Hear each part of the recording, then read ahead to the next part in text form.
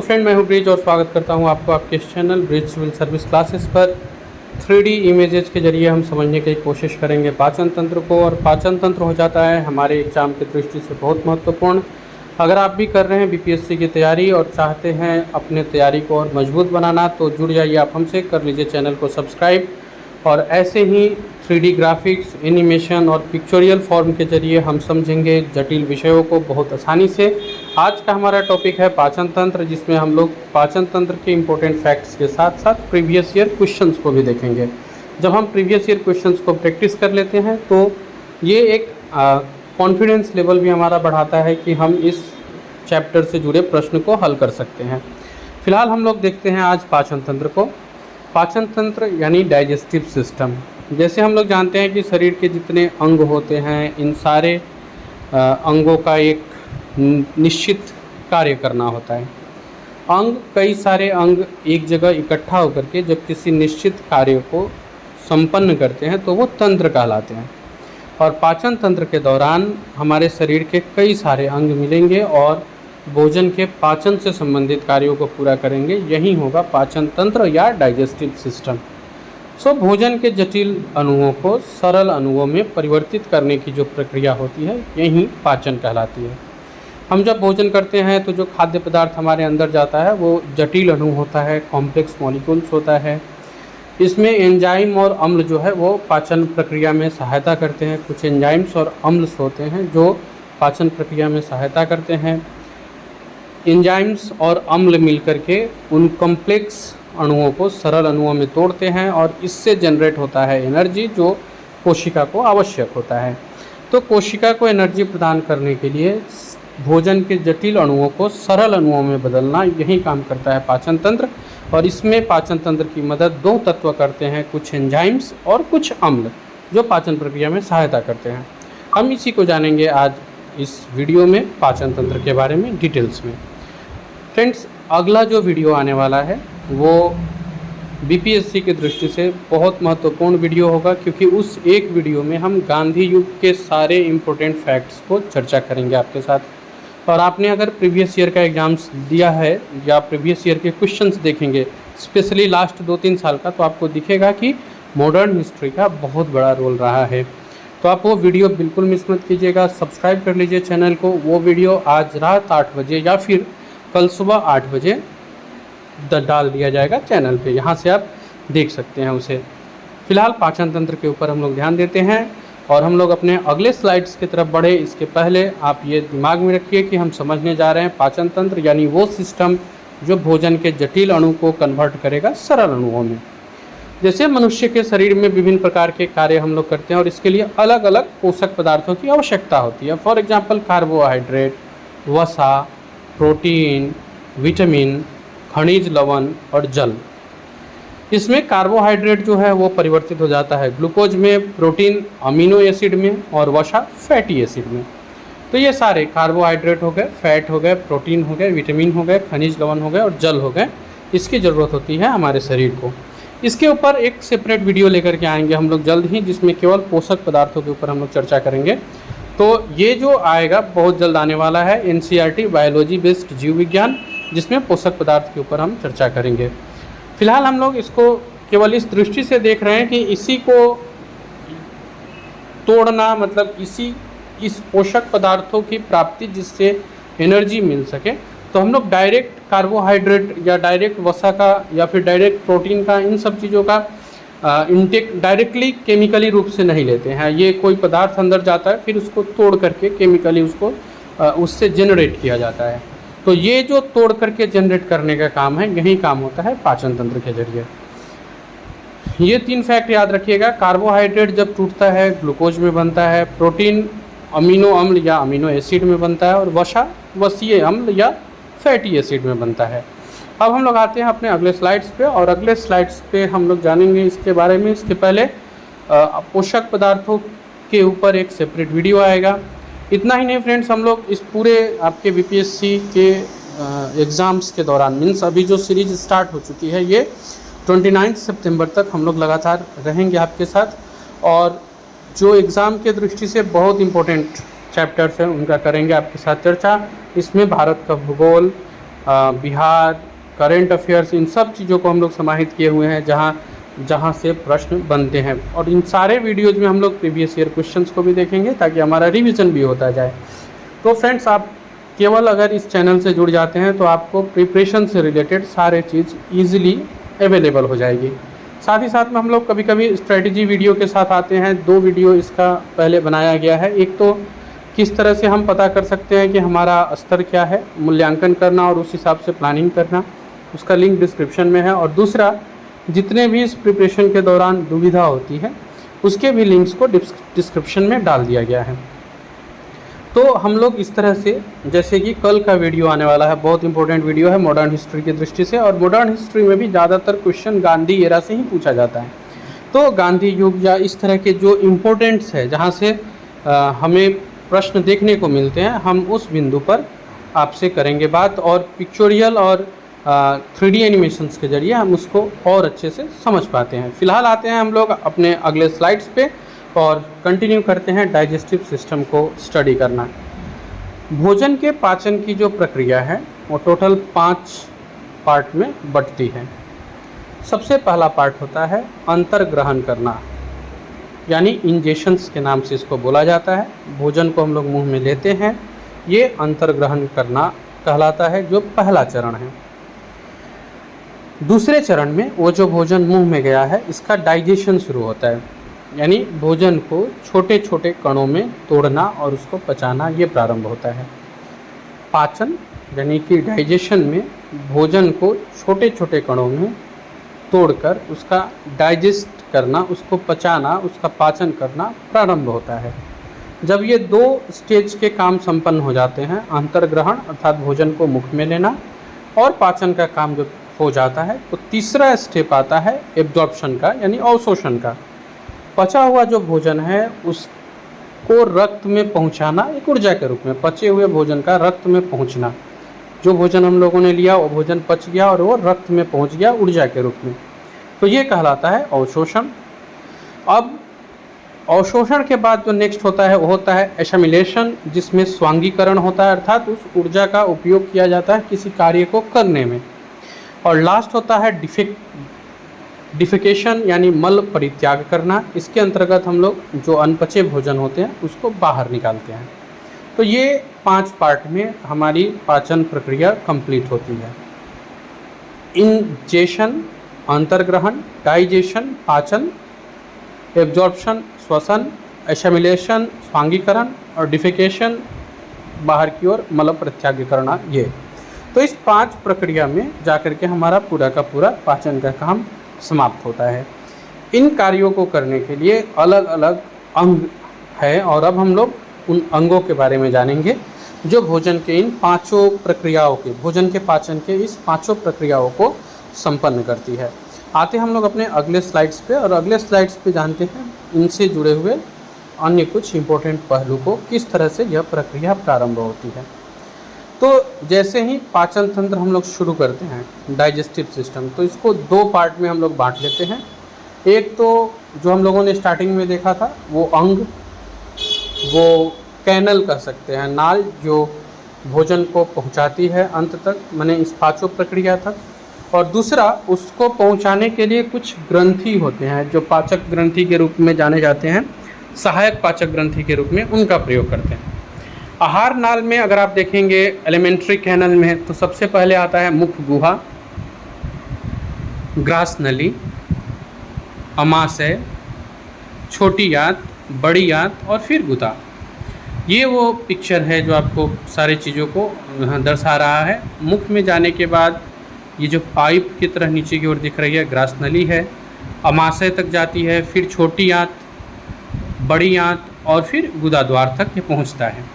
सो पाचन तंत्र का किसी भी चीज़ को खाने से लेकर के जो डाइजेशन होने तक का जो वे है वो इसी 6 नालों से होकर गुजरता है। मुख, मुख गुहा, ग्रास नली, अमाशय, छोटी आंत, बड़ी आंत और गुदा। इसके साथ साथ में इनके काम को संपन्न कराने के लिए कुछ डाइजेस्टिव ग्लैंड्स होते हैं, सहायक पाचक ग्रंथियाँ होती है जो इस पाचन कार्य को संपन्न करने में मदद करती है। इसमें लार ग्रंथि, जठर ग्रंथि, यकृत, पित्ताशय, अग्न्याशय और आंत्र ग्रंथि यानी salivary gland, gastric glands, liver, gall bladder, pancreas और इंटेस्टिनल ग्लैंड, ये सहायक पाचक ग्रंथि होती है। सो इन आहार नाल और पाचक ग्रंथियों के जरिए हमारा पूरा का पूरा डाइजेस्टिव सिस्टम काम करता है। आहार नाल में तो आप लोगों ने देख लिया, मुख गुहा, ग्रासनली, अमाशय, छोटी आंत, बड़ी आंत, गुदा। सहायक पाचक ग्रंथि में आते हैं तो लार ग्रंथि, जठर ग्रंथि, यकृत, पित्ताशय, अग्न्याशय, आंत्र ग्रंथि, ये सब शामिल है। और इन सब का क्या काम है, किस तरह से काम करते हैं, यही हम लोग आगे पढ़ने वाले हैं। इसके पहले हम लोगों ने श्वसन तंत्र को किया है कवर, उसका भी लिंक डिस्क्रिप्शन में दिया गया है, आप वहाँ से जाकर के उसे देख सकते हैं। इवन आप चैनल के प्लेलिस्ट में जाएंगे तो एक BPSC 69वीं करके प्लेलिस्ट बनी हुई है, जहाँ BPSC 69वीं के लिए जितने इम्पोर्टेंट फैक्ट्स, जितने इम्पोर्टेंट टॉपिक्स हैं उन सबको डिस्कस्ड किया गया है। तो आप वहाँ से जाकर के प्लेलिस्ट के अगर सारे वीडियोज़ को देख लेते हैं तो यकीन मानिए ये आपके एग्ज़ाम में कुछ मार्क्स की वृद्धि ज़रूर कर देगा, आपके कॉन्फिडेंस में भी कुछ वृद्धि कर देगा। क्योंकि हम जब प्रीवियस ईयर के क्वेश्चंस को सॉल्व करेंगे, या मान लीजिए कि पाचन तंत्र आप पहले से जानते हैं, फिर आप जब यहाँ पे इसको देखेंगे तो दो लाभ आपको मिलेंगे। एक तो जो पिक्चोरियल फॉर्म है जो लेकर के हम लोग आ रहे हैं उसका लाभ आपको मिलेगा, और साथ ही साथ आपकी रिवीजन भी कैसी है ये पता चल जाएगी। आते हैं हम लोग इस एक पिक्चर के जरिए समझने की कोशिश करते हैं पाचन तंत्र को। ग्रासनली आपको दिख रहा है, मुख गुहा से आने के बाद ग्रासनली, यहाँ से भोजन आमाशय तक आती है। इसके बाद बड़ी आंत, इसके अंदर होता है छोटी आंत, और फिर अवशिष्ट पदार्थों को निकालना।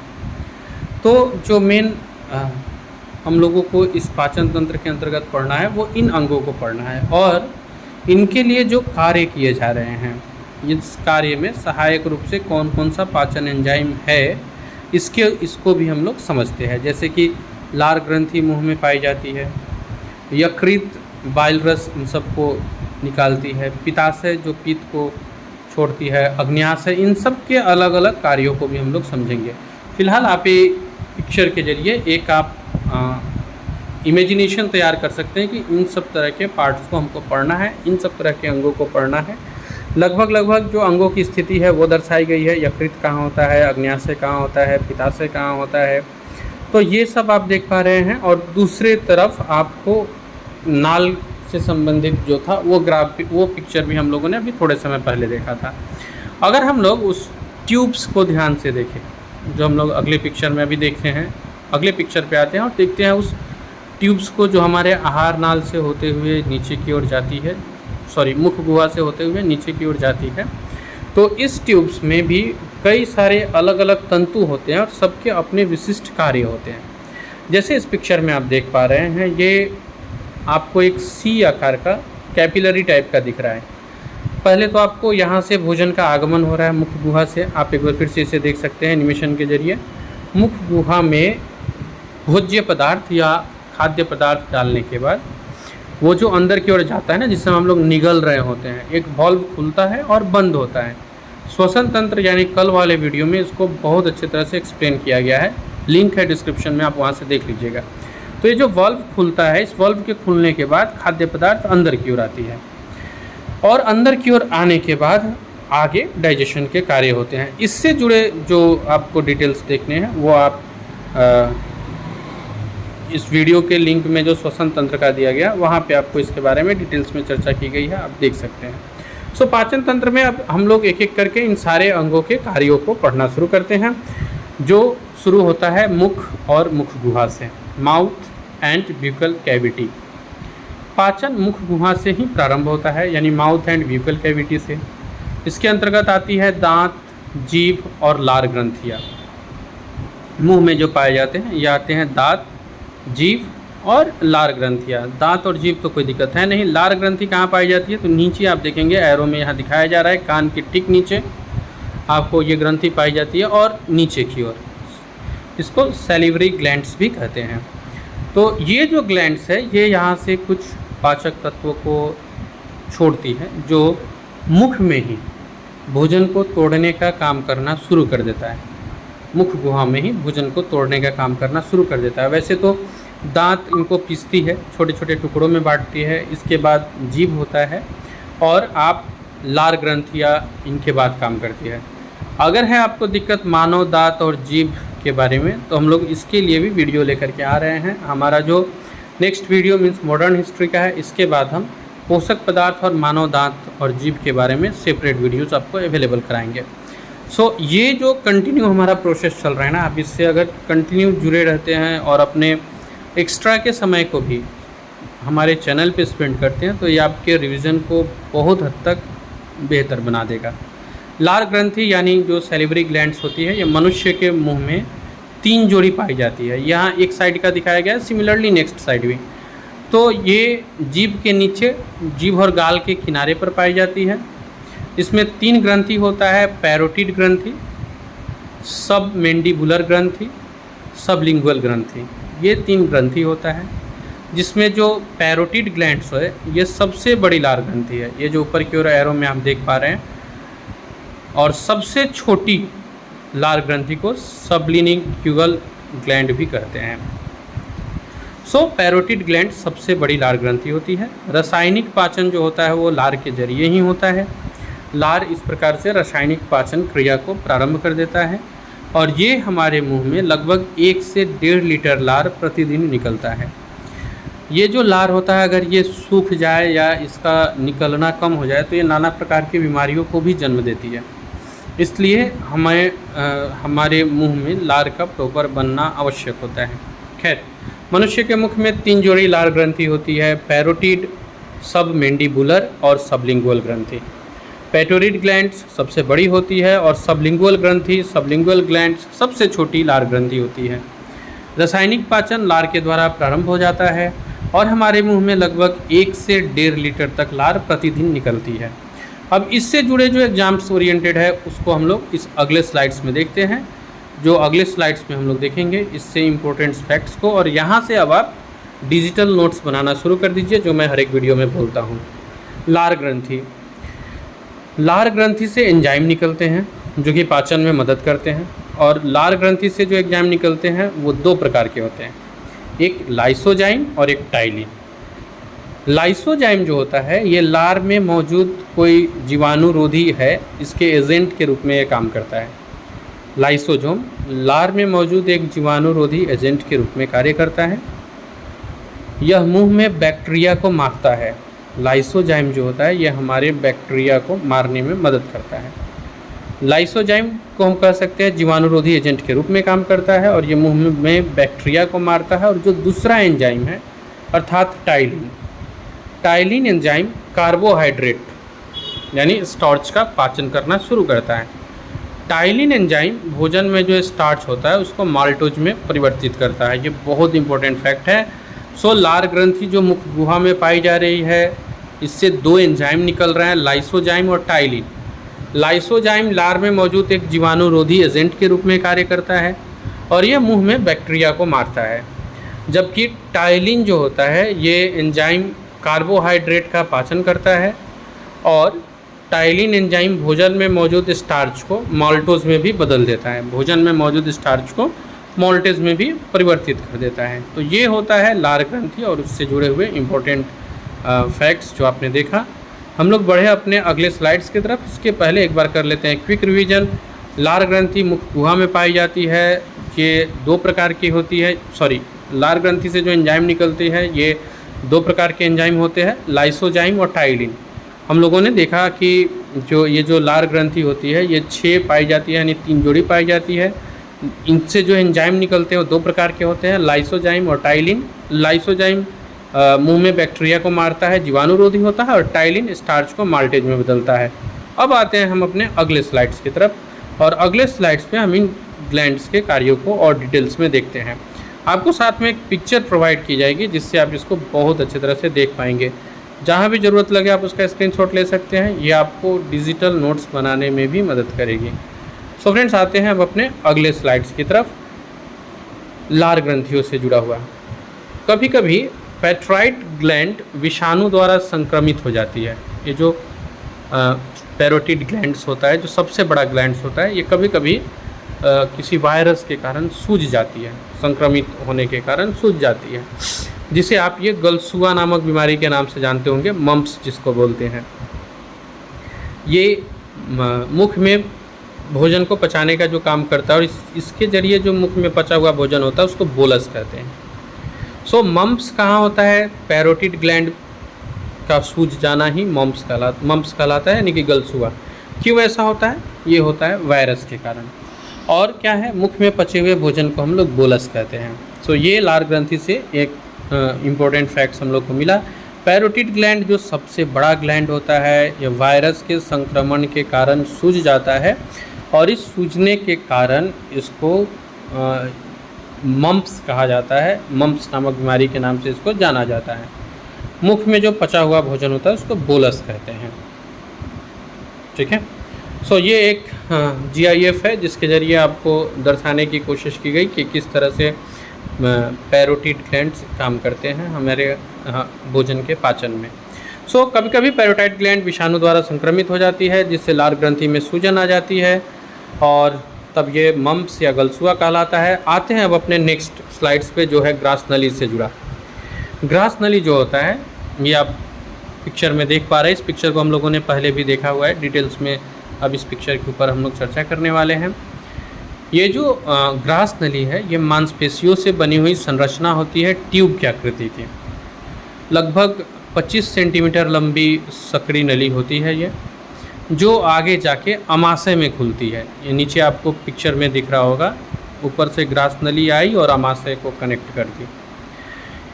इसका काम केवल ये है कि जो भोजन है उसको अमाशय तक पहुंचाने के लिए एक रास्ता बना देना। जैसे हम भोजन कर रहे हैं, मुंह में चबा रहे हैं भोजन को, और लार में जो टाइलिन वगैरह है, इनके ज़रिए हम जितना यहाँ पे तोड़ सकते थे तोड़ना हुआ। इसके बाद हम भोजन को जब अंदर की ओर भेजते हैं तो ग्रास नली वो पाइप, वो रास्ता है जो अमाशय तक को कनेक्ट करती है और भोजन ईजिली अमाशय तक पहुँच जाती है।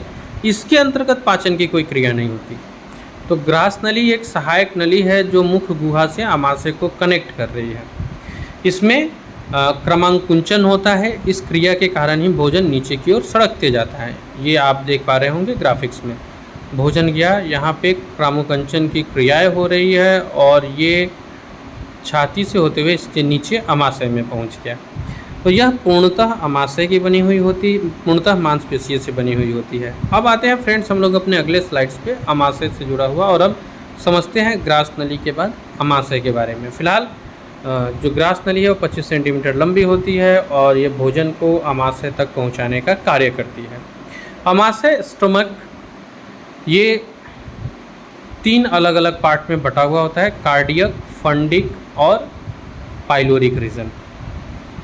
मुख गुहा के बाद ग्रास नली से होते हुए भोजन सीधा अमाशय में पहुंचता है, जो भी हम लोगों ने अभी देखा है था हम लोगों ने चित्र के जरिए प्रीवियस स्लाइड्स में।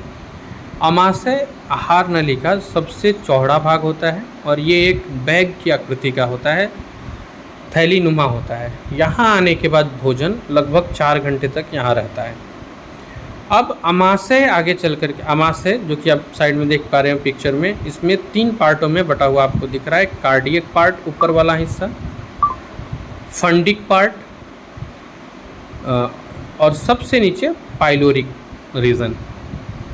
और ये जो यहाँ पे तंतु टाइप के कुछ पाए जा रहे हैं ये 3 जो अंग है इनके अलग अलग काम है। ऊपर वाला भाग जो हृदय के ठीक नीचे होता है वो कार्डियक पार्ट कहलाता है। नीचे वाले भाग को फंडिक बोलते हैं जो उसके नीचे आता है, और सबसे नीचे वाले भाग को पाइलोरिक पार्ट कहा जाता है। तो ये अमाशय के 3 अलग अलग अंग आप देख पा रहे हैं। मुख गुहा के बाद ग्रास नली से होते हुए भोजन जब सीधे अमाशय में पहुंचता है तो अमाशय इसको आहार नाल अमाशय के अंदर आने के बाद यहाँ ये 4 घंटे तक रहता है। अब इसके जो अलग अलग पार्ट है ये अलग अलग ढंग से काम करते हैं। पहला पार्ट जो कि कार्डियक है, कार्डियक में ऑक्सिंटिक कोशिका होती है जिससे HCl निकलता है, यानी हाइड्रोक्लोरिक अम्ल निकलता है। यह जीवाणुओं को नष्ट कर देता है और भोजन को अम्लीय बनाता है। सो कार्डियक पार्ट क्या करता है? जीवाणुओं को नष्ट कर भोजन को अम्लीय बनाता है। किसकी मदद से? हाइड्रोक्लोरिक अम्ल की मदद से।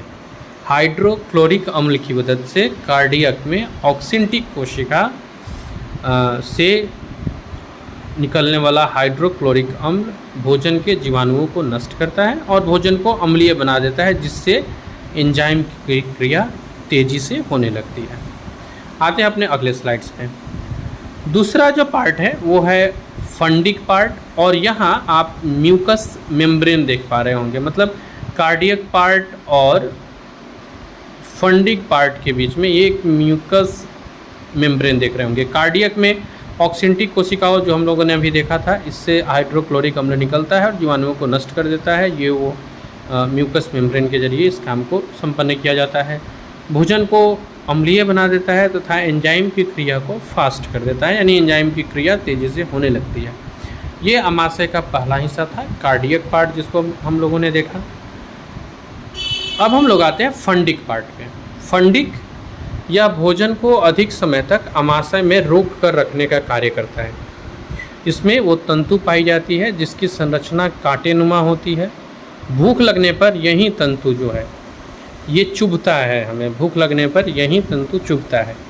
यह पेट की सतह का क्षेत्रफल बढ़ाता है। भोजन को समायोजित करने के लिए पेट को फैलने देना और भोजन को पचाने के लिए उसे रोक करके रखना, ये काम ये तंतु ही करता है। फंडिक पार्ट का ये है। फंडिक जो है वो भोजन अधिक समय तक अमाशय में रोक कर रखता है। इसमें तंतु र्युगे पाई जाती है जिनकी संरचना कांटेनुमा होती है। भूख लगने पर यही चुभती है। इसका काम है पेट की सतह के क्षेत्रफल को बढ़ाता है। जब भोजन को समायोजित करने के लिए हम भोजन को अंदर लेते हैं तो यह उसके सतह के क्षेत्रफल को बढ़ाता है, पेट को फैलने देता है और भोजन पचाने के लिए उसे रोक कर भी रखता है। भोजन को पचाने के लिए अमाशय में रोक कर भी रखने का काम करता है। अब आते हैं फ्रेंड्स हम लोग अपने अगले स्लाइड्स पे। ये तो हो गया फंडिक पार्ट। नेक्स्ट स्लाइड्स पे हम लोग आते हैं और जानते हैं पाइलोरिक भाग के बारे में और पाइलोरिक भाग से जुड़े कुछ इम्पोर्टेंट फैक्ट्स के बारे में। तो अब आते हैं पाइलोरिक रीजन, जो हमारा नेक्स्ट स्लाइड्स है। पाइलोरिक वाले भाग में जठर ग्रंथि होती है जिससे जठर रस निकलता है, यानी गैस्ट्रिक रस निकलता है, गैस्ट्रिक जूस निकलता है। इसको दो एंजाइम में बांटे जाते हैं। पाइलोरिक वाला भाग, यानी अभी हम लोग अमाशय में हैं। अमाशय का जो तीसरा पार्ट है पाइलोरिक रीजन, इसमें पाइलोरिक वाले भाग में जठर ग्रंथि यानी पाइलोरिक ग्रंथि पाई जाती है जिससे जठर रस यानी गैस्ट्रिक जूस निकलता है। जठर रस में दो एंजाइम होता है, पेप्सिन और रेनिन। पेप्सिन सामान्यतः प्रोटीन का पाचन करता है और भोजन में जितने भी प्रोटीन होते हैं इनको पेप्टोन्स में बदल प्रोटीन को पेप्टोन्स में बदलने में मदद करता है। मतलब प्रोटीन को पेप्टोन्स में बदलता है। और ये बहुत इंपॉर्टेंट फैक्ट है, याद रखिएगा। पेप्सिन जो होता है ये प्रोटीन का पाचन करता है और भोजन में मौजूद प्रोटीन को पेप्टोन्स में बदलता है। दूसरा होता है रेनिन। रेनिन जो है ये दूध को पचाने में सहायक होता है और ये एक विशेष प्रकार का एंजाइम भी है जो बच्चों में ज़्यादा मात्रा में स्रावित होता है। दूध में मौजूद कैसीन प्रोटीन को कैल्शियम पैरा कैसिनेट के रूप में बदलता है। एक बार फिर से, कैसीन को कैल्शियम पैरा कैसिनेट के रूप में बदलता है जो दही में पाया जाता है। इसलिए आपको कहीं कहीं ऐसा देखने को मिलता है कि रेनिन अंदर दूध को दही में बदलता है, ये वही रीज़न होता है। रेनिन दूध को पचाने में सहायक होता है। एक विशेष प्रकार का एंजाइम है, बच्चों में ज़्यादा मात्रा में स्रावित होता है। यह काम क्या करता है, तो दूध में जो कैसीन मौजूद होते हैं इस प्रोटीन को कैल्शियम पैरा कैसिनेट के रूप में बदल देते हैं। रेनिन जो काम करता है वो काम करता है कैसीन को कैल्शियम पैरा कैसिनेट के रूप में बदलने का। कैसीन दूध में पाया जाता है और कैल्शियम पैराक्सिनेट जो होता है ये दही में पाया जाता है। जब दूध का दही में कन्वर्शन होता है तो यही चेंजिंग आता है कि कैसीन कैल्शियम पैराक्सिनेट में बदल जाता है। और ये काम जनरली हमारे पेट के अंदर रेनिन करता है जो दूध को बचाने में सहायक होता है। तो अमाशय के अंदर के इन दो इम्पोर्टेंट एंजाइम्स को याद रखेंगे हम लोग, पेप्सिन और रेनिन। पेप्सिन प्रोटीन को बदलता है पेप्सिन में और प्रोटीन को पेप्टोन्स में बदलता है और रेनिन दूध को पचाने में सहायक होता है। ये कैसीन प्रोटीन को कैल्शियम पैरा कैसिनेट के रूप में बदलता है। अभी कैसिन कहाँ होता है, तो दूध में पाया जाता है, और कैल्शियम पैराकैसिनेट कहाँ होता है, तो ये दही में पाया जाता है। तो ये अमाशय के तीनों भाग रहे, और 3 भाग से इम्पोर्टेंट ये एंजाइम्स था। अब आते हैं हम लोग अगले स्लाइड्स पे, जो बात करता है छोटी आंत के बारे में। स्मॉल इंटेस्टाइन, यह आहार नाल का सबसे लंबा भाग है। कहने के लिए छोटा है, लेकिन आहार नाल का सबसे लंबा भाग होता है ये छोटी आंत। यह औसतन 6 से 7 मीटर लंबी होती है। अमाशय में पाचन क्रिया संपन्न होने के बाद ये भोजन छोटी आंत में पहुंचता है, और यहीं पे भोजन के अवशोषण की क्रिया होती है। यहाँ भोजन का पाचन और अवशोषण दोनों होता है। संपूर्ण आहार नाल की जो लंबाई है वो 9 मीटर होता है। पाचन संबंधित सबसे अधिक कार्य छोटी आंत में होता है, और ये छोटी आंत इन 3 भागों में बटा होता है, जो आप पिक्चर में देख पा रहे हैं, ड्यूडेनम, जेजुनम और इलियम। एक बार फिर से, आहार नाल का सबसे लंबा भाग होता है छोटी आंत। इसकी औसत लंबाई 6 से 7 मीटर होती है, यानी तकरीबन 20 से 30 फुट। अमाशय में पाचन क्रिया संपन्न होने के बाद भोजन छोटी आंत में पहुंचता है, जहां भोजन का पाचन तथा अवशोषण होता है। आहार नाल की लंबाई 9 मीटर याद रखिएगा, और इस छोटे आंत के 3 भाग पाए जाते हैं, ड्यूडेनम, जेजुनम और इलियम। सो ये है छोटी आंत से जुड़े कुछ इंपॉर्टेंट फैक्ट्स। हम लोग अपने अगले स्लाइड्स पे बढ़ें उसके पहले एक बार रिवीजन कर लेते हैं छोटे आंत से जुड़े जो इंपॉर्टेंट पार्ट्स है, इंपॉर्टेंट फैक्ट्स है। तो सबसे पहले ड्यूडेनम और जेजुनम, इलियम, ये इसका 3 पार्ट है। अमाशय में पाचन क्रिया होने के बाद भोजन छोटी आंत में पहुंचता है, और यहीं पे भोजन का पाचन और अवशोषण का क्रिया संपन्न, यहाँ पे भोजन के पाचन और अवशोषण की क्रिया होती है। और ये कहने को छोटा आंत है, लेकिन यह आहार नाल का सबसे लंबा भाग है, जिसकी औसत लंबाई 6 से 7 मीटर तक होती है। तो ये फ्रेंड्स थे यहाँ छोटी आंत से जुड़े इंपॉर्टेंट फैक्ट्स। अब इनके तीनों भागों को हम लोग देख लेते हैं अलग अलग। जैसे कि ऊपर आपको एरो में दिख रहा होगा ड्यूडेनम, इसके नीचे जो रस्सी की तरह की आकृति दिख रही है मुड़ी हुई ट्यूब आकार, जेजुनम, और एक नीचे की ओर उसी प्रकार की आकृति है जो इलियम कहलाता है। सो नेक्स्ट स्लाइड्स पे हम लोग आते हैं और इन्हीं तीनों के बारे में जानते हैं डिटेल्स में, और इनके कार्य को भी। सो फ्रेंड्स, हम लोग बढ़ेंगे अपने नेक्स्ट स्लाइड्स पे। तब तक मैं एक बात आपके साथ चर्चा कर दूं कि पाचन तंत्र के बाद हम लोग का जो अगला वीडियो आ रहा है बहुत इंपॉर्टेंट है, वो है मॉडर्न हिस्ट्री से। फिर हम साइंस के पोषक पदार्थ इत्यादि के भी फैक्ट्स को लेकर के आएंगे। फिलहाल हम लोग आते हैं अपने अगले स्लाइड्स पे, और छोटी आंत के बाद देखते हैं अगले स्लाइड्स में पाचन संबंधित कार्यों को। तो ये स्क्रीन पे रहा आपका अगला स्लाइड्स हमारा, छोटी आंत के बाद। छोटी आंत के 3 भाग होते हैं, इन सब इम्पोर्टेंट फैक्ट्स को याद रखिएगा। सो हम लोग बढ़ते हैं अब अपने अगले स्लाइड्स पे, जो छोटी आंत से ही जुड़ा हुआ है। इसके नीचे के पार्ट्स की तरफ आते हैं हम लोग। यकृत और पित्ताशय। यकृत मानव शरीर की सबसे बड़ी ग्रंथि है, और ये बाइल जूस का निर्माण करती है, ये याद रखेंगे हम लोग। मानव शरीर की सबसे बड़ी ग्रंथि होती है बाइल जूस या पित्रस, और इसका निर्माण करता है यकृत। इसे पित्ताशय में संग्रहित किया जाता है। ये जो बाइल जूस है ये कलेक्ट होता है, एक जगह इकट्ठा होता है पित्ताशय यानी गॉल ब्लैडर में। सो मानव शरीर की सबसे बड़ी ग्रंथि अगर आपसे पूछे तो वो लीवर या यकृत होता है। पित्ताशय दिखने में नाशपाती के आकार का होता है। इसमें यकृत से निकलने वाला पित्त जमा होता है, और ये जो पित्त होता है ये पीले और हरे रंग का क्षारीय द्रव्य होता है। अब क्षारीय द्रव्य है तो जाहिर सा बात है कि इसका pH मान 7 के ऊपर होगा, तो ये pH मान 7.7 है। ये जो आपको एरो के जरिए एक ग्रीन पार्ट्स दिखाया जा रहा है, इसी के बारे में हम बात कर रहे हैं। तो ये क्या करता है, ये जो नाशपाती के आकार का पित्ताशय है, यकृत सबसे पहले वो ग्रंथि है जहाँ पे पित्त का निर्माण होता है, बाइल जूस वगैरह का, इसको संग्रहित करता है पित्ताशय निर्माण होने के बाद, और ये भोजन को क्षारीय बनाता है। जो भी भोजन के जरिए हमारे पास आया हुआ रहता है उसको क्षारीय में कन्वर्ट कर देता है। आप कई बार सुनते होंगे पित्ताशय में स्टोन को होना, तो ये ठीक नहीं हो सकता है, और इसके लिए पूरे पित्ताशय को काट कर निकाला जाता है, मैंने गॉल ब्लैडर को हटा दिया जाता है अगर यहाँ स्टोन हो जाता है तो गॉल ब्लैडर हमारे पाचन तंत्र का एक बहुत महत्वपूर्ण अंग है। यही पित्त पीले और हरे रंग का जो क्षारीय द्रव्य होता है, ये भोजन के माध्यम को अम्लीय से क्षारीय में बदलता है।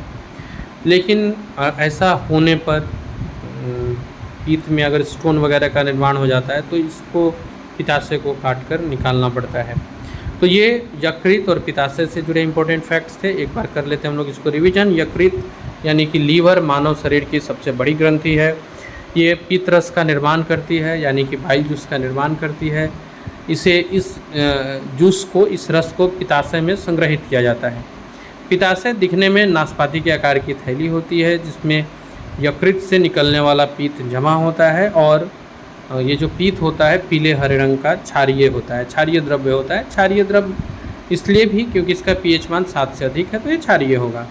और ये करता क्या है, तो भोजन के भी जो माध्यम है उसको क्षारीय में बदल देता है। तो ये काम करता है पित्ताशय और यकृत पाचन तंत्र के दौरान। अब हम लोग बढ़ेंगे फ्रेंड्स अपने अगले स्लाइड्स की तरफ, लेकिन इसके पहले मैं आपको रिमाइंड करते चलूँ कि भोजन के पोषक पदार्थ जो बहुत इंपॉर्टेंट चैप्टर है, इसके तुरंत बाद हम वो लेकर के आएंगे। आते हैं अपने अगले स्लाइड्स पे। पित्त यानी बाइल, इसके बारे में जानते हैं। पित्त में 2 प्रकार के पदार्थ होते हैं फ्रेंड्स, एक पित्त लवण और एक पित्त वर्णक। बाइल साल्ट और बाइल पिगमेंट। पित्त लवण, पित्त वर्णक। पित्त लवण होता है सोडियम बाइकार्बोनेट यानी NaHCO के रूप में पाया जाता है। ये फैट्स को तोड़ने का काम करता है। सोडियम बाइकार्बोनेट फैट को तोड़ने का काम करता है, मीन्स वसा को तोड़ने का काम करता है। दूसरा होता है पित्त वर्णक या बाइल पिगमेंट। यह 2 प्रकार का होता है, बिलिरुबिन और बिलिवर्डिन। एक पीला और एक हरा। पीला वाला होता है बिलिरुबिन और बिलिवर्डिन होता है हरा वाला। बिलिरुबिन का निर्माण शरीर के ऊतकों और खून में होता है। बिलिरुबिन जो पीले कलर का दिखता है, इसका निर्माण होता है शरीर के ऊतक और खून में। आमतौर पर जब किसी कारण से लाल रक्त कोशिका टूट जाती है तो पीले रंग के बिलिरुबिन का निर्माण होता है। बिलिरुबिन लीवर से फिल्टर होकर शरीर से बाहर निकलता है, परंतु जब किसी कारणों से यह खून लीवर में नहीं जा पाता है तो यह लीवर द्वारा फिल्टर नहीं होता है और शरीर में इसकी मात्रा बढ़ जाती है, जिससे जॉन्डिस या पीलिया होती है। एक बार फिर से इसको समझते हैं, यानी कि जॉन्डिस या पीलिया होने के लिए प्रमुख तत्व जो होता है वो बिलिरुबिन होता है। बिलिरुबिन क्या है, शरीर के ऊतकों और खून में इसका निर्माण होता है। जब किसी कारण से RBC टूट जाए तो ये पीले रंग के बिलिरुबिन का निर्माण होने लगता है। अभी हम लोग ऊपर पढ़े हुए थे बिलिरुबिन पीला होता है, तो पीले रंग का बिलिरुबिन का निर्माण होने लगता है। ये जो पीले कलर का बिलिरुबिन है ये लीवर से फिल्टर होकर शरीर से बाहर निकलता है, लेकिन अगर किसी कारणों से नहीं निकल पाता है तो ये जॉन्डिस का रूप धारण कर लेता है। आते हैं हम लोग अपने अगले स्लाइड्स पे अग्न्याशय के बारे में। इससे अग्न्याशय रस या पैनक्रियाटिक जूस निकलता है।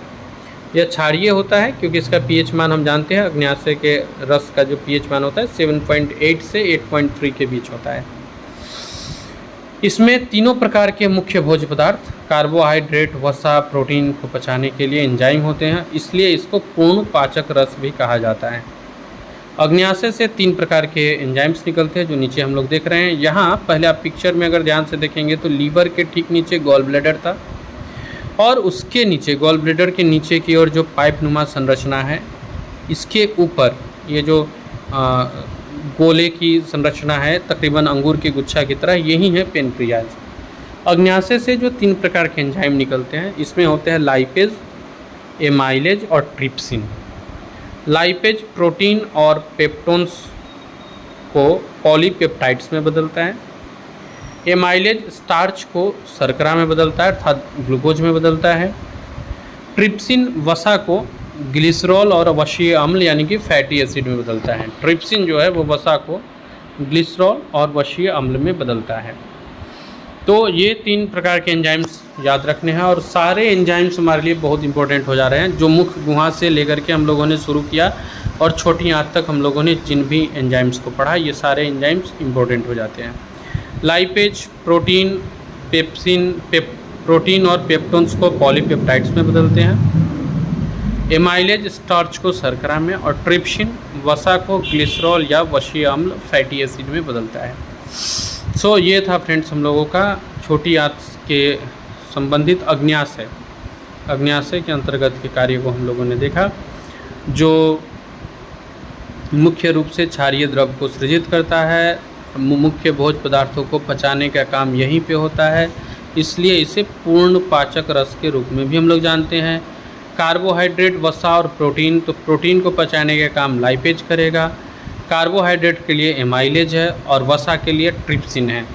तो ये मिल करके काम करता है और इनको कन्वर्ट करके पॉलीपेप्टाइड्स, शर्करा, ग्लिसरॉल या फिर फैटी एसिड में कन्वर्ट करता है। अब आते हैं हम लोग अपने अगले स्लाइड्स पे। पाचन संबंधित सबसे अधिक कार्य छोटी आंत में होती है और पीछे हम लोगों ने देखा था छोटा आंत 3 भागों में बटा हुआ था, ड्यूडेनम, जेजुनम और इलियम। तो ये जो ड्यूडेनम है ये अमाशय के बाद एक यू की तरह का आकृति होता है जिसमें यकृत तथा अग्न्याशय दोनों खुलते हैं और इसके द्वारा द्रव्य स्रावित होता है। यह जो द्रव्य होता है यानी एंजाइम्स होता है, यह द्रव्य को सक्रिय करता है जिससे भोजन का पाचन शुरू होता है। तो पहला आप यहाँ देख पा रहे हैं ड्यूडेनम को, जो पाइप की तरह की एक आकृति गई है, यू आकार में है, यू लाइक संरचना है ये। इसमें यकृत तथा अग्न्याशय दोनों खुलते हैं। आप इसमें देख रहे होंगे ऊपर वाला पार्ट यकृत से कनेक्टेड है, नीचे वाला पार्ट अग्न्याशय से कनेक्टेड है, तो ये दोनों से खुलता है। इसके द्वारा रस स्रावित होता है और यह द्रव्य मतलब ये जो पाचक होते हैं, पाचक द्रव्य होते हैं, इनको सक्रिय करता है जिससे भोजन का पाचन होने लगता है। अब आते हैं अपने दूसरे की तरफ, जेजुनम। जेजुनम ड्यूडेनम के अगला वाला भाग होता है और ये भोजन को छोटी आंत के नीचे वाले हिस्से में पहुंचाने का काम करता है। जेजुनम में पाचन संबंधित कोई भी रासायनिक कार्य नहीं होता है, बस ये उसको नीचे की ओर भेज देता है। जेजुनम केवल ड्यूडेनम के नीचे, ड्यूडेनम का जो अगला भाग होता है जेजुनम, ये भोजन को छोटी आंत के नीचे वाले हिस्से में पहुंचा देती है। तीसरा जो अंग होता है वो होता है इलम और ये छोटी आंत का सबसे निचला हिस्सा होता है। अब जो छोटी आंत से एंजाइम स्रावित होते हैं ये बहुत इंपॉर्टेंट है, इसको हम लोग देख लेते हैं। 5 एंजाइम यहाँ स्रावित होता है, इरेप्सिन, सुक्राज, माल्टेज, लैक्टेज और लाइपेज। सॉरी फ्रेंड्स, एक बार फिर से, इरेप्सिन, सुक्राज, माल्टेज, लैक्टेज और लाइपेज। इरेप्सिन जो है वो पेप्टोन को बदलता है अमीनो एसिड में। सुक्राज जो है वो सुक्रोज जो है वो सुक्राज जो है वो सुक्रोज को बदलता है ग्लूकोज और फ्रुक्टोज में। माल्टेज जो है वो माल्टोज को बदलता है ग्लूकोज और ग्लूकोज में। लैक्टेज जो है वो लैक्टोज, ग्लूकोज और ग्लैक्टोज में बदलता है। और लाइपेज जो होता है ये फैट्स होता है जो फैटी एसिड और ग्लिसरॉल्स का रूप होता है। सो ये छोटी आंत से निकलने वाले एंजाइम्स है और इनसे होने वाले कार्य है ये। आप इस तरह के जो भी फैक्ट्स आपको दिख रहे हैं जो आपको एग्ज़ाम के लिए इम्पोर्टेंट हो या जो आपने प्रीवियस ईयर क्वेश्चन में देखा हो सोल्व करते समय जिस तरह के क्वेश्चंस पूछे गए हों, आप उनका स्क्रीनशॉट्स लेकर के रख सकते हैं और ये आपका डिजिटल नोट्स बन जाता है, ये आपके मोबाइल में अवेलेबल रहता है और आप जब भी आपकी मन करे आप उसको देख करके, आप अगर एक बार वीडियो देख चुके हैं तो फिर बार बार देखने की ज़रूरत नहीं पड़ती है, आप उसे देख करके समझ सकते हैं चीज़ों को। और एग्ज़ाम में ऐसा होता है ना, एग्ज़ाम हॉल में ठीक जाने के पहले का जो समय होता है उस समय के लिए भी आप इसे सेव करके रख सकते हो, जहां आप इसको देखें और इसके बाद आप जब एग्ज़ाम हॉल में एंटर करेंगे तो जो कन्फ्यूज़न रहेगा वो ठीक हो जाएगा। और यही हमारा उद्देश्य भी है कि कन्फ्यूज़न ना हो ताकि निगेटिव मार्किंग ना हो। आते हैं फ्रेंड्स अपने अगले स्लाइड्स पे और अगले स्लाइड्स पे हम लोग देखते हैं पाचन से संबंधित कुछ और महत्वपूर्ण फैक्ट्स को।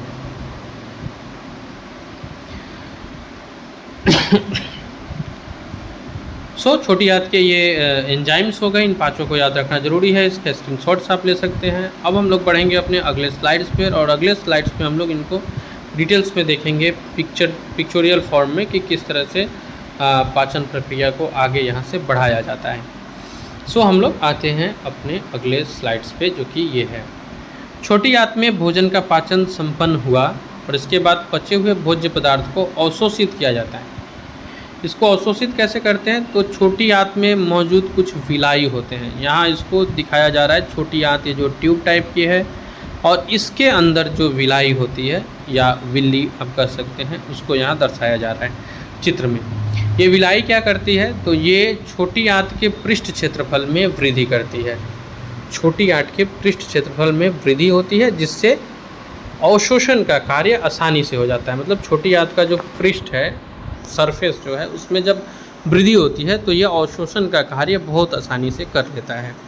छोटी आंत में भोजन का पाचन संपन्न होने के बाद बचे हुए भोज्य पदार्थ को अवशोषित करने का कार्य छोटी आंत में मौजूद विलाई के द्वारा होता है, और ये विलाई के कारण छोटी आंत के पृष्ठ क्षेत्रफल में वृद्धि हो जाती है, जिससे अवशोषण का कार्य आसानी से होता है। अब हम लोग बढ़ते हैं अपने अगले स्लाइड्स की तरफ और देखते हैं अवशोषण के बाद के कार्यों को और समझते हैं किस तरह से ये पाचन क्रिया में मदद करता है। इसके बाद आता है बड़ी आंत। बड़ी आंत में भोजन के पाचन संबंधित कोई भी कार्य नहीं होता, क्योंकि इसमें किसी भी प्रकार का एंजाइम नहीं होता है, तो इसमें केवल जल का अवशोषण होता है। तो ये बात आप याद रखिएगा। अभी हम लोग जहाँ भी जा रहे थे वहाँ एंजाइम का निर्माण हो रहा था, लेकिन बड़ी आंत जो होता है लार्ज इंटेस्टाइन, यहाँ पे भोजन के पाचन संबंधित कोई कार्य नहीं होता है, क्योंकि यहाँ पे कोई एंजाइम का निर्माण नहीं होता है, इसमें केवल जल का अवशोषण होता है। बड़ी आंत आप देख पा रहे होंगे 3 भागों में बटा हुआ है, कैकम, कोलन और रेक्टम। छोटी आंत के बाद भोजन सीकम, कोलन और रेक्टम। छोटी आंत के बाद भोजन सीकम में प्रवेश करता है और सीकम पेट में दाहिने ओर होता है, जिसके नीचे अपेंडिक्स पाया जाता है। सीकम पेट में दाहिने ओर होता है, जिसके नीचे अपेंडिक्स पाया जाता है, जहाँ ये एरो अभी आपको दिखाया जा रहा है। ये है बड़ी आंत से जुड़े हुए इम्पोर्टेंट फैक्ट्स। बड़ी आंत में भोजन के पाचन संबंधित कोई कार्य नहीं होता है, क्योंकि इसमें किसी भी प्रकार का एंजाइम नहीं निर्मित होता है, इसमें केवल जल का अवशोषण होता है। बड़ी आंत 3 भागों में विभाजित होती है और बड़ी आंत में ही अपेंडिक्स पाई जाती है। अपेंडिक्स हमारे शरीर का एक अवशोषित अंग है। जब कभी भोजन अपेंडिक्स में फंस जाता है तो उसे ऑपरेशन करके अपेंडिक्स को पूरा काट दिया जाता है। सीकम के बाद कोलन प्रारंभ होता है, जिसमें जल का अवशोषण होता है, और बड़ी आंत के कोलन वाले क्षेत्र में कुछ सहजीवी यानी बैक्टीरिया पाए जाते हैं, जिसके द्वारा विटामिन B3, B6, B12 और विटामिन K का निर्माण किया जाता है। सीकम के बाद कोलन प्रारंभ होता है, जिसमें जल का अवशोषण होता है, और बड़ी आंत के कोलन वाले क्षेत्र में कुछ सहजीवी पाए जाते हैं, सिम्बायोटिक बैक्टीरिया जिनको बोलते हैं, जिसके द्वारा विटामिन B3, B6, B12 और विटामिन K का निर्माण किया जाता है। रेक्टम वाले क्षेत्र से अनपचे भोजन को रेक्टम वाले क्षेत्र में अनपचे भोजन जमा रहता है, जो एनस के द्वारा शरीर से बाहर निकाल दिया जाता है। तो ये है बड़ी आंत के काम। जो बड़ी आंत का काम है उसमें है आपको इस यहाँ पे पाचन का कोई काम नहीं होता है। ये सीकम और उसके नीचे कोलन का प्रारंभ हो जाता है। जल का अवशोषण यहाँ होता है। बड़ी आंत के कोलन वाले क्षेत्र में कुछ सहजीवी पाए जाते हैं, बैक्टीरिया, जिसके द्वारा विटामिन B3, B6, B12 और विटामिन K का निर्माण होता है। रेक्टम वाले क्षेत्र से अनपचे भोजन को बाहर निकालने का काम शुरू होता है, जो गुदा के जरिए बाहर निकाल दिया जाता है। आप इसको इस पृष्ठ से देख सकते हैं। भोजन के रूप जब मुंह में था बोलस था, पेट में था काइम था, और जब मलाशय में है ये काइल है। अमाशय की दीवार पर एक चिपचिपा आवरण पाया जाता है, जिसको म्यूकस मेम्ब्रेन्स बोलते हैं, जो हम लोगों ने पहले देखा था। उनके कार्य को भी पढ़ा था हम लोगों ने। बड़े आंत की जो लंबाई होती है, औसत लंबाई, वो 1.5 मीटर होती है, जबकि छोटे आंत की औसत लंबाई 6 से 7 मीटर तक होती है। यानी कहने को जो छोटा आंत है वो बड़े आंत से बड़ा होता है। म्यूकस मेम्ब्रेन्स को आप लोगों ने देख लिया। अब हम लोग बढ़ेंगे फ्रेंड्स इस वीडियो के अंतिम चरण की तरफ, जहां हम लोग देखेंगे प्रीवियस ईयर क्वेश्चंस को, और इस वीडियो को समाप्त करेंगे प्रीवियस ईयर क्वेश्चंस को सॉल्व करने के बाद। फिलहाल फ्रेंड्स पाचन तंत्र में हमें जो भी इम्पोर्टेंट्स लगा हमने उसको कवर किया। अगर इसमें और कुछ आपको इम्पोर्टेंट लगता है तो आप कमेंट्स के ज़रिए बता सकते हैं, उसको भी हम ऐसे ही पिक्चोरियल फॉर्म में आपके समक्ष रखेंगे, और ऐसे ही वीडियोस हम कंटिन्यू आपके पास लाते रहेंगे। अपकमिंग वीडियो में एक बहुत इम्पोर्टेंट वीडियो जो कि कल आएगी, वो होगी मॉडर्न हिस्ट्री के ऊपर, यानी आधुनिक भारत के ऊपर एक वीडियो आ रही, वो भी ऐसे ही पिक्चोरियल और 3D एनिमेशंस की मदद से, 3D इमेज की मदद से आपको समझाई जाएगी। और जो जनरली हमारे क्वेश्चन बनते हैं वो गांधी युग से बनते हैं, तो गांधी युग के ऊपर इसमें हम लोग प्रयास करेंगे कि इसको बेहतर और इम्पोर्टेंट कंटेंट के साथ आपको समझा दिया जाए, एक कहानी की तरह, ताकि हमें और लिखने की ज़रूरत ना हो, हमें बार बार रटने की भी ज़रूरत ना हो, और उस कहानी को हम इतने अच्छी तरह से समझ लें कि वो हमें याद हो जाए, और फिर ये हमारे एग्ज़ाम के लिए महत्वपूर्ण हो। ऐसे ही वीडियोस लगातार आएंगे फ्रेंड्स। धीरे धीरे वीडियो की संख्या में वृद्धि होगी, क्योंकि सारे इम्पोर्टेंट टॉपिक्स को हम कवर करेंगे। आप अगर जुड़ गए हैं हमारे चैनल से और आपने अगर बीपीएससी 69वीं के प्ले लिस्ट को पूरी तरह से देख लिया है तो आपके कुछ मार्क्स तो डेफिनेटली बढ़ेंगे, और ये जो निगेटिव का कन्फ्यूजन रहता था जिस भी सब्जेक्ट्स में, वो डाउट हो जाएगा, वो क्लियर हो जाएगा। जनरली हम लोग उसी कॉन्सेप्ट को उठा रहे हैं जिसे हम लोग एग्ज़ाम में डाउटफुल होते हैं, जिसके बारे में हम लोग को एग्ज़ाम में थोड़ी सी पकड़ कम होती है। तो आगे आने वाले में मॉडर्न हिस्ट्री, इसके बाद में बायोलॉजी से जुड़े कुछ इम्पोर्टेंट वीडियोज़ आएंगे। फ़िलहाल फ्रेंड्स इस वीडियो को समाप्त करें, इसके पहले हम लोग देख लेते हैं प्रीवियस ईयर के कुछ क्वेश्चंस। ग्रुप डी 2022 का क्वेश्चन है, मानव पाचन तंत्र में डैश पित्त स्रावित रहता है। डैश पित्त स्रावित करता है मतलब मानव पाचन तंत्र में इनमें से कौन है जो पित्त को स्रावित करता है? अग्न्याशय, अमाशय, यकृत और छोटी आंत। तो इसका सही उत्तर होगा यकृत, जो बाइल जूस या फिर पित्त रस स्रावित करता है, और यह संचित होता है गॉल ब्लैडर में। भोजन का पाचन शुरू कहाँ से होता है? एसएससी एमटीएस 2020 का क्वेश्चन है। पेट, छोटी आंत, बड़ी आंत और मुख, तो मुख से प्रारंभ होता है। लार डैश के पाचन में मदद करती है। लार जो हमारे मुंह में होता है वो किसके पाचन में मदद करती है? एनटीपीसी 2021 का क्वेश्चन है। ऑप्शन है स्टार्च, फाइबर, प्रोटीन और वसा। तो लार जो है वो स्टार्च के पाचन में मदद करती है, हम लोग जानते हैं। तो इस तरह से इसका उत्तर हो जाएगा ए। ये क्वेश्चन एनटीपीसी 2021 में पूछे गए हैं। सो मानव पाचन तंत्र में डैश पित्त स्रावित करता है? यकृत। भोजन का पाचन शुरू होता है मुख से, और लार स्टार्च के पाचन में मदद करती है। अगला क्वेश्चन है सीटेट 2021 का, निम्नलिखित में से कौन सा समूह मानव पाचन तंत्र के अंगों का वह संयोजन है जो किसी भी पाचन क्रिया को पूरा नहीं करता? पहला कह रहा है ग्रास नली, बड़ी आंत और मलाशय, ए। बी है मुख गोहिका, बड़ी आंत और मलाशय। सी है मुख गोहिका, ग्रास नली और मलाशय। डी है मुख गोहिका, ग्रास नली और बड़ी आंत। तो इसमें मुख गुहिका में तो होता ही है, तो बाकी बी सी डी तो होगा नहीं। तो हमारा सही उत्तर हो जाएगा ए, ग्रासनली, बड़ी आंत और मलाशय। इसमें पाचन की क्रिया को पूरा नहीं किया जाता है। अगला क्वेश्चन है एसएससी सीपीओ 2019 से है, मनुष्यों के पाचन तंत्र में कौन सा अम्ल उत्सर्जित होता है? तो ये हम लोगों ने अभी अभी देखा, हाइड्रोक्लोरिक अम्ल या HCl उत्सर्जित होता है।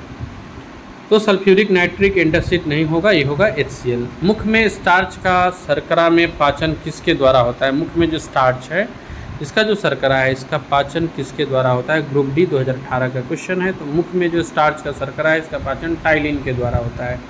दूध प्रोटीन को पचाने वाला एंजाइम कौन सा है? एसएससी HSC लेवल में पूछा गया था 2022 में। सही उत्तर हो जाएगा रेनिन, जो दूध प्रोटीन को पचाने वाला एंजाइम है। पाचन क्रिया में प्रोटीन निम्न में से किस पदार्थ में बदल जाता है? प्रोटीन का किस में बदलाव होता है? तो प्रोटीन अमीनो अम्ल में बदल जाता है। तो वसा, ग्लूकोज, अमीनो अम्ल और शर्करा। उत्तर हो जाएगा सी, अमीनो अम्ल।